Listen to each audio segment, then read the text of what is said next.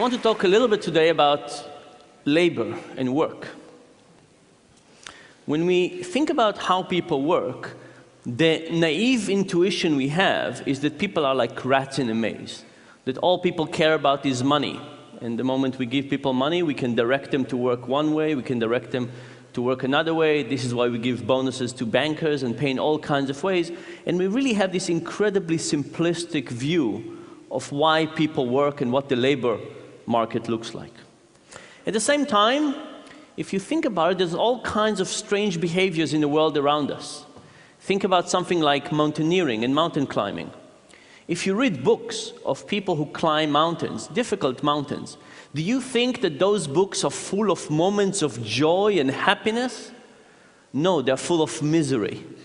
In fact, it's all about frostbites and difficulty to walk and difficulty of breathing, cold, challenging circumstances.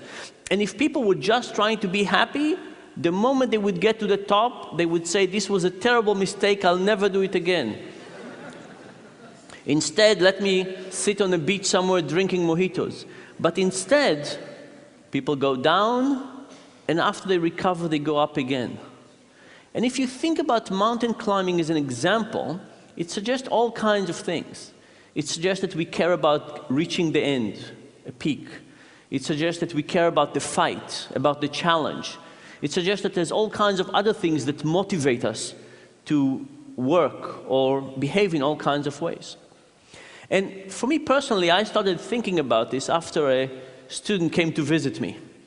This was a student that was one of my students a few years earlier, and he came one day back to campus, and he told me the following story. He said that for more than 2 weeks, he was working on a PowerPoint presentation. He was working in a big bank, and this was in preparation for a merger and acquisition. And he was working very hard on this presentation. Graphs, tables, information. He stayed late at night every day. And the day before it was due, he sent his PowerPoint presentation to his boss, and his boss wrote him back and said, "Nice presentation, but the merger is canceled."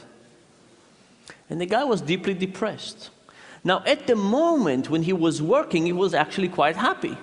Every night he was enjoying his work, he was staying late, he was perfecting this PowerPoint presentation. But knowing that nobody would ever watch that made him quite depressed. So I started thinking about how do we experiment with this idea of the fruits of our labor. And to start with, we created a little experiment in which we gave people Legos, and we asked them to build Legos.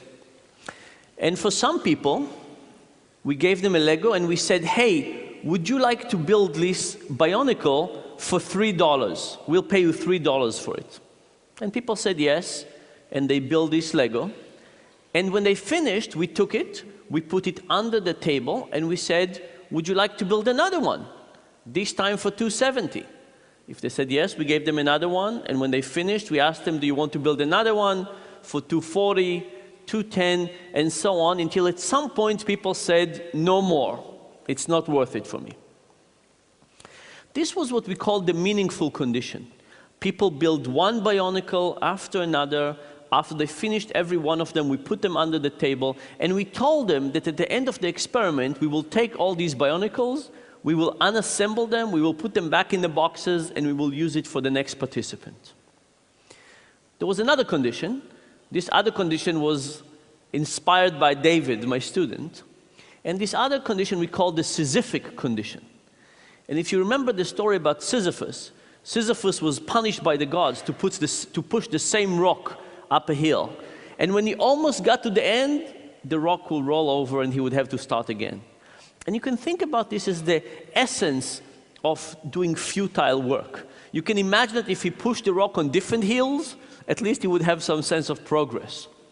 Also, if you look at prison movies, sometimes the way that the guards torture the prisoners is to get them to dig a hole, and when the prisoners finish, they ask them to fill the hole back up and then dig again.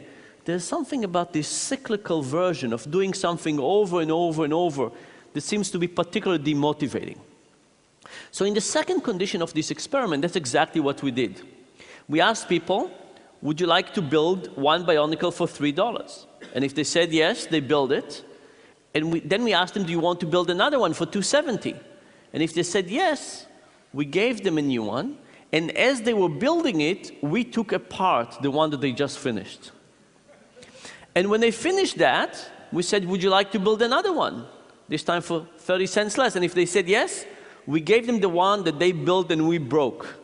So this was an endless cycle of them building and we destroying in front of their eyes. Now, what happens when you compare these two conditions? The first thing that happened was that people built many more Bionicles. They built 11 versus 7 in the meaningful condition versus the Sisyphus condition. And by the way, we should point out that this was not big meaning. People were not curing cancer or building bridges. People were building Bionicles for a few cents. And not only that, everybody knew that the Bionicles would be destroyed sooner, quite soon, right? So there was not a real opportunity for big meaning, but even the small meaning made a difference. Now, we had another version of this experiment. In this other version of the experiment, we didn't put people in this situation. We just described to them the situation, much I'm describing to you now, and we asked them to predict what the result would be. What happened? People predicted the right direction, but not the right magnitude. People who were just given the description of the experiment said that in the meaningful condition, people would probably build one more Bionicle. So people understand that meaning is important, they just don't understand the magnitude of the importance, the extent to which it's important. There was one other piece of data we looked at. If you think about it, there are some people who love Legos and some people who don't.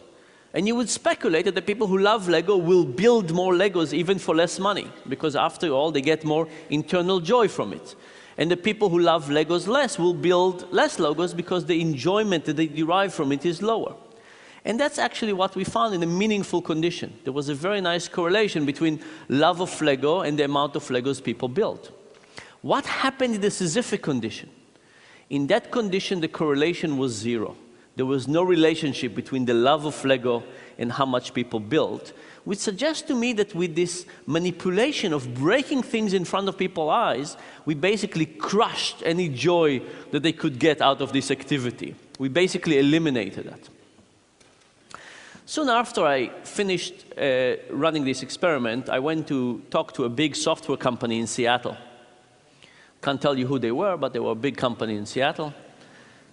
And this was a group within this software company that was put in a different building, and they asked them to innovate and create the next big product for this company.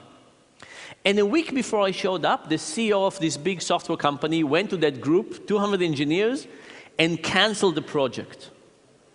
And I stood there in front of 200 of the most depressed people I've ever talked to. And I described to them some of these Lego experiments, and they said they have felt like they have just been through this experiment.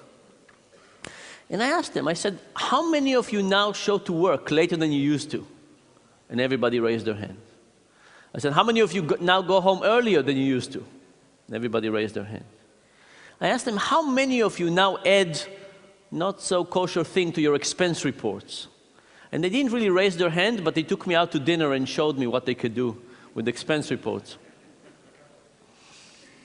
And then I asked them, I said, what could the CEO have done to make you not as depressed? And they came up with all kinds of ideas. They said the CEO could have asked them to present to the whole company about their journey over the last 2 years and why they decided to do. He could have asked them to think about which aspect of their technology could fit with other parts of the organization. He could have asked them to build some prototype, some next generation prototype, and see how they would work. But the thing is that any one of those would require some effort and motivation. And I think the CEO basically did not understand the importance of meaning. If the CEO, just like our participants, thought that the essence of meaning is unimportant, then he would care. And he would tell, well, the moment I directed you in this way, and now I'm starting directing you in this way, everything would be okay. But if you understood how important meaning is, then you would figure out that it's actually important to spend some time, energy, and effort in getting people to care more about what they're doing. The next experiment was slightly different. We took a sheet of paper with random letters, and we asked people to find pairs of letters that were identical next to each other. That was the task. And people did the first sheet, And then we ask them if they want to do the next sheet for a little bit less money, and the next sheet for a little bit less money, and so on and so forth. And we had 3 conditions. In the first condition, people wrote their name on the sheet, found all the pairs of letters, gave it to the experimenter. The experimenter would look at it, scan it from top to bottom, say, uh-huh, and put it on the pile next to them. In the second condition, people did not write their name on it. The experiment looked at it, took the sheet of paper, did not look at it, did not scan it, and simply put it on a pile of pages, right? So you take a piece, you just put it on the side. In the third condition, the experimenter got the sheet of paper and directly put it into a shredder. What happened in those 3 conditions?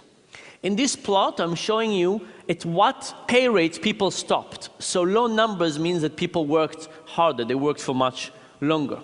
In the acknowledge condition, people worked all the way down to 15 cents. At 15 cents per page, they basically stopped this effort. In the shredder condition, it was twice as much, 30 cents per sheet. And this is basically the results we had before. You shred people's effort, output, you get them not to be as happy with what they're doing. But I should point, by the way, that in the shredder condition, people could have cheated. They could have done not so good work because they realized that people were just shredding it. So maybe the first sheet you would do a good work, but then you see nobody is really testing it, so you would do more and more and more. So in fact, in the shredder condition, people could have submitted more work and get more money and put less effort into it. But what about the ignored condition? Would the ignored condition be more like the acknowledge or more like the shredder or somewhere in the middle? It turns out it was almost like the shredder. Now, there's good news and bad news here. The bad news is that ignoring the performance of people is almost as bad as shredding their effort in front of their eyes. Ignoring gets you a whole way out there. The good news is that by simply looking at something that somebody has done, scanning it and say, aha, that seems to be quite sufficient to dramatically improve people's motivations. So the good news is that adding motivation doesn't seem to be so difficult. The bad news is that eliminating motivation seems to be incredibly easy, and if we don't think about it carefully, we might overdo it. So this is all in terms of kind of negative motivation or eliminating negative motivation. The next part, I want to show you something about the positive motivation. So there is a store in the US called the IKEA. And IKEA is a store with kind of okay furniture that takes a long time to assemble. And I don't know about you, but every time I assemble one of those, it takes me much longer, it's much more effortful, it's much more confusing, I put things in the wrong way. I can't say I enjoy those pieces, I can't say I enjoy the process, but when I finish it, I seem to like those IKEA pieces of furniture more than I like other ones. And there's an old story about cake mixers. So when they started cake mixers in the 40s, they would take this powder and they would put it in a box and they would ask housewives to basically pour it in, stir some water in it, mix it, put it in the oven, and voila, you had cake. But it turns out they were very unpopular. People did not want them. And they thought about all kinds of reasons for that. Maybe the taste was not good. No, the taste was great. What they figured out was that there was not enough effort involved. It was so easy that nobody could serve cake to their guest and say, here is my cake. No, it was somebody else's cake. It's as if you bought it in the store. It didn't really feel like your own. So what did they do? They took the eggs and the milk out of the powder. Now, you had to break the eggs and add them. You had to measure the milk and add it, mixing it. Now it was your cake. Now everything was fine.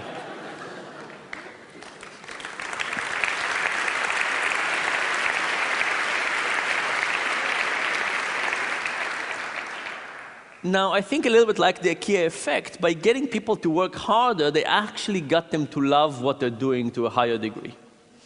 So how do we look at this question experimentally? We asked people to build some origami. We gave them instructions to how to create origami, and we gave them a sheet of paper. And these were all novices, and they built something that was really quite ugly. Nothing like a frog or a crane. But then we told them, we said, look, this origami really belongs to us. You worked for us, but I'll tell you what, we'll sell it to you. How much do you want to pay for it? And we measured how much they were willing to pay for it. And we had two types of people. We had the people who built it, and we had the people who did not build it and just looked at it as external observers. And what we found was that the builders thought that these were beautiful pieces of origami, and they were willing to pay for them 5 times more than the people who just evaluated them externally. Now, you could say, if you were a builder, do you think that, oh, I love this origami, but I know that nobody else would love it? Or do you think, I love this origami, and everybody else would love it as well? Which one of those two is correct? Turns out the builders not only loved the origami more, they thought that everybody will see the world in their view. They thought everybody else would love it more as well. In the next version, we tried to do the IKEA effect. We tried to make it more difficult. So for some people, we gave the same task. For some people, we made it harder by hiding the instructions. At the top of the sheet, we had little diagrams of how do you fold origami. For some people, we just eliminated that. So now this was tougher. What happened? Well, in an objective way, the origami now was uglier. It was more difficult. Now, when we looked at the easy origami, we saw the same thing. Builder loved it more, evaluators loved it less. When you looked at the hard instructions, the effect was larger. Why? Because now the builders loved it even more. They put all this extra effort into it, and evaluators, they loved it even less, because in reality it was even uglier than the first version. Of course, this tells you about something about how we evaluate things. Now think about kids. Imagine I asked you, how much would you sell your kids for? Right? Your memories and association and so on. Most people would say for a lot of money. On good days. But imagine this was slightly different. Imagine you did not have your kids, and one day you went to the park and you met some kids, and they were just like your kids, and you played with them for a few hours. And when you were about to leave, the parents said, hey, babe, by the way, just before you leave, if you're interested, they're for sale. How much would you pay for them now? Most people say not that much. No? And this is because our kids are so valuable, not just because of who they are, but because of us, because they're so connected to us, and because of the time and connection. And by the way, if you think that IKEA instructions are not good, think about the instructions that come with kids. Those are really tough. By the way, these are my kids, which of course are wonderful and so on, which comes to tell you one more thing, which is much like our builders, when they look at the creature of their creation, we don't see that other people don't see things our way. Let me say one last comment. If you think about Adam Smith versus Karl Marx, Adam Smith had a very important notion of efficiency. He gave an example of a pin factory. He said pins have 12 different steps. And if one person does all 12 steps, production is very low. But if you get one person to do step 1 and one person to do step 2 and step 3 and so on, production can increase tremendously. And indeed, this is a great example and the reason for the Industrial Revolution and the efficiency. Karl Marx, on the other hand, said that the alienation of labor is incredibly important, and how people think about the connection to what they're doing. And if you make all 12 steps, you care about the pin. But if you make one step every time, maybe you don't care as much. And I think that in the Industrial Revolution, Adam Smith was more correct than Karl Marx. But the reality that we've switched, and now we're in the knowledge economy. And you can ask yourself, what happens in the knowledge economy?